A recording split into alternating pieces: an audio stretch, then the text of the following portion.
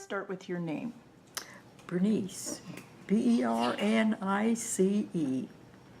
And your last name? And Marfice, Marfice, so they used to call me Bernice, Marfice, you know. And your last name now? And my last name now is Kopetzky, Kopetzky. When were you born? Born 1931 in the hospital of Pawnee City. Your parents lived where? My parents lived just out of Tailor, about 3 miles in the country, and Pawnee City was the closest hospital, and that's where I arrived. When you started to school, where did you go to school? Well, I started to school, and here's this priceless picture that I've got of, in 1931 I started to school, and this is the amazing thing. This picture was taken by a traveling photographer and hoping to make some money, and of course everybody was too poor to buy the pictures after he made them, but I acquired this picture. In fact, my brother got it from somebody else, and this was at the school. I'm in the first grade in this picture. There are 30 children in this, and they were there. I started out with 7 first graders, 6 8th graders, and then all the other grades in between. 30 children in one school. And the teacher was Marcella Wheeler. Her maiden name was Klein. And you can see there just by the maturity of these people, these boys are just regular age. Which would be, to be in 8th grade. But look at these little first graders. Now, do you want to pick the first grader out of that front row? Is that you? No, this one right here. Almost. Almost the littlest one, back in first grade. And I don't know what time of year that was. We were all wearing shoes. I think some of the kids came to school barefoot at the first of the school year. But I think my family wore shoes.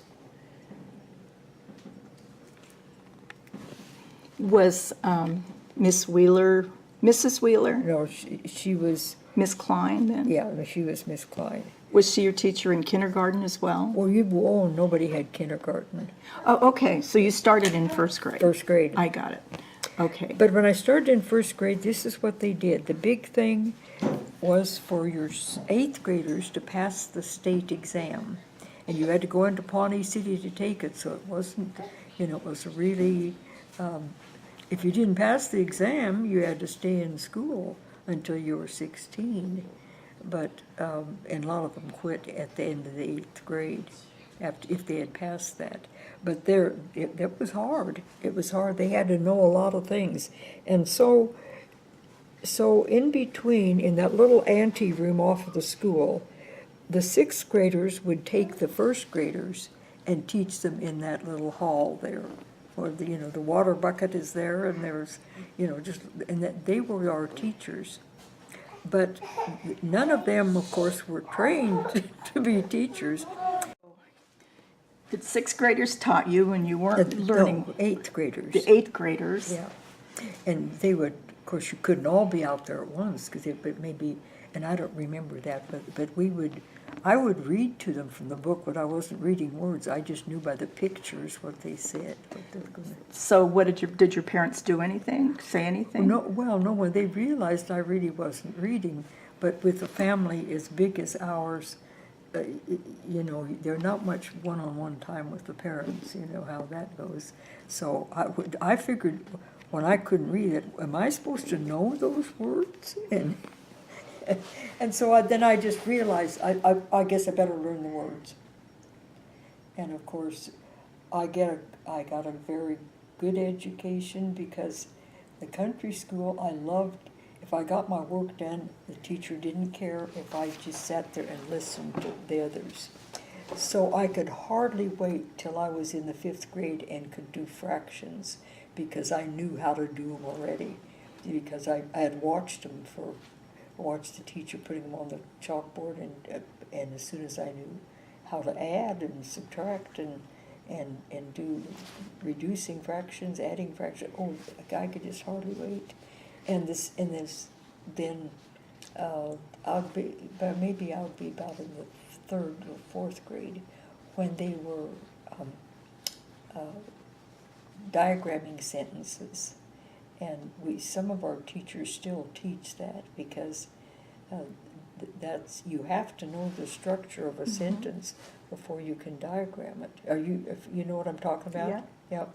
And now, even now I see in the newspapers, obviously the object of the preposition is, in the wrong case, and I don't know where they get their education, because there's lots of mistakes. So it wasn't in a country school? It wasn't in the country school. But then I spent all of my, let's see, there were four siblings in school at the same time. This was my sister Louise. She was 8 years older than me. My oldest sister started high school the year that I was in 1st grade. She was 10 years older. And then Bill is on here someplace here. And Wait, which is Bill? Let me get closer. Bill is that one. Okay. And this is Paul.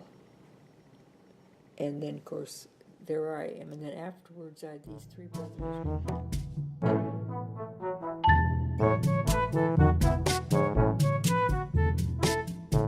Now, you grew up to be a teacher. Then, well, I had the best teacher that after going through teachers college and teaching, that I think I was so fortunate, because I had, she was the daughter of our local dentist at the time, and she was right out of high school, because that's the way you could teach right out of high school if you took that class, the normal training class. And she was before her time, because she did things that after I was trained to be a teacher, after I went to college, after I got on my degree in teaching, and I would still go back to thinking, well, now what she did, some of the things that she did in that little country school. You're talking about Dorothy Pleahall? I'm talking about Dorothy Pleahall, Cubic. And she only taught, let's see what it was, maybe it was 2 years in the school, and then got married and never taught again, except for her own children. But she was a fantastic person, and just a role model for the older kids. She could knock the softball clear out of the field, So, and she had when some new students would come in the middle of the year, especially March, when they used to come in, and you never know what kind of school they came from or what the discipline was like. But anyway, the first day they came in and they threw their waste paper on the floor beside their desk, and she hit the roof. But she didn't have to do, she said, this is a school, this is not a pig pen, and pick up that paper and don't ever do that again. And they never dropped a piece of paper on the floor again.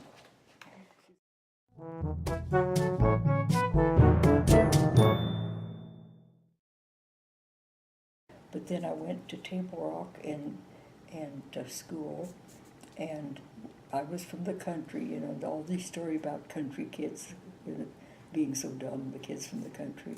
Well, half of our class was from the country, and we took Table Rock School by storm, because anyway, I was a school valedictorian, and then I graduated from Bruce College.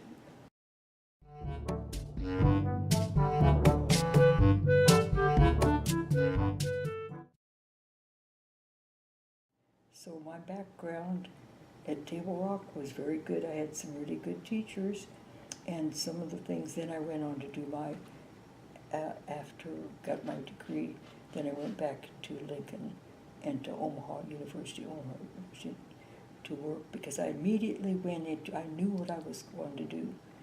Special education came to the United States in 1966, and it was mandated federally. You had to create a class. Well, no one knew what they were doing, but I knew if you're given a bunch of kids and they're all different ages, that's just like my country school. And so because of that, I've been 30 years teaching special education in the public school. And it was innovative because we had the teachers that taught us didn't know how to do this either, because they hadn't been in a country school. And so when I was taking these classes, and then I thought, well, that won't work. You can't do that. But anyway, that was the greatest, So the same idea of having different ages at the same time in the room, it was workable,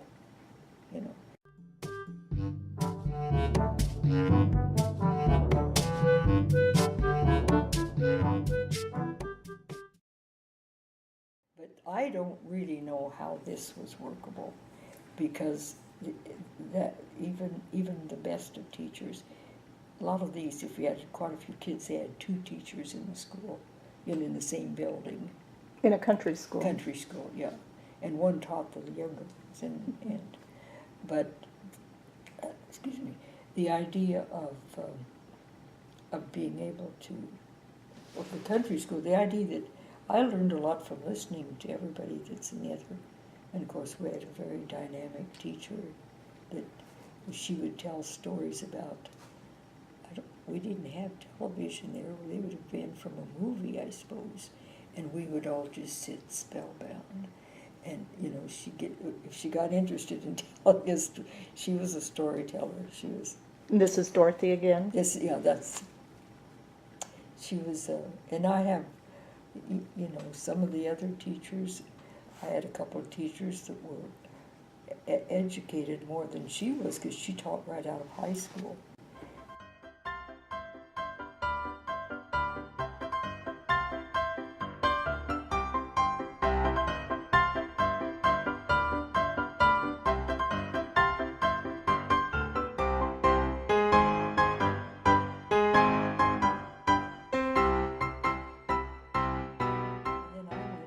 Went right out of high school and teach the district right next, District 16. So you taught at Tailor, the Tailor School. Yeah. How long did you teach there? I taught there, let's see. I taught there 1 year, then I went back to school for a year at Peru, and then I came back and taught them again the next year. What was the first year that you taught? What year? Mm-hmm. It would have been in 49, and I graduated in 48. Is that right? Yeah. 48 and 49. Mm-hmm. And then I went to college for a year, and then it would have been 50 and... Back 50. To Tailor? Back to Tailor. And then where? And then I got married. Were you not allowed to teach once you married? No, but I was lived in Elk Creek, and I went and taught another country school near Elk Creek. Which school was that? It was Pawnee County half, and I don't know the number, and it was 42J of Johnson County, and it had both numbers. And I think it was called the Gatula School, because there were a lot of Gatulas in that area. Was it south of Elk Creek? It was south of Elk Creek.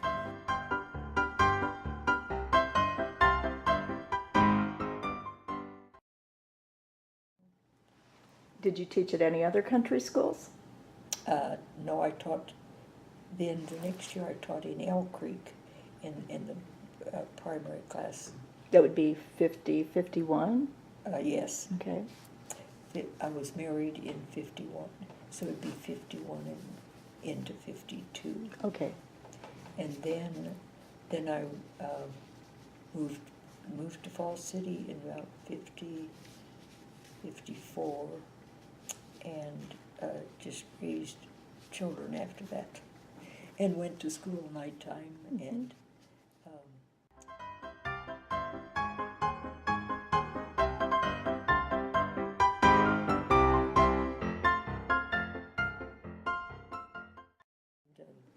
And how many years total have you taught? well, I taught 30 years in public school, either Falls City or country school. And then I retired, and by this time, I thought I can't quit because I like doing this too well. So I went to the Catholic school in Falls City, and I started a program for them called Rescue Reading. And it was basically working not with math, because I figured even at home they could teach them to add and subtract if they would, but reading as a whole. Parents, by this time, because this would be, because I just retired, I taught till I was 85, and then I thought, I think I need to quit. By that time, physically, I was having too many problems, and so, but I took not this walker, but a walker to school. No, this is the one, because I'm so short. I had to get a children's walker here, but I have 2 walkers at home that have wheels on them. But the kids took this at school and said, if I'm really, really good, can I walk with your walker? So I was really having a difficulty, but besides, I was 85 years old. So I really taught children for 53 years.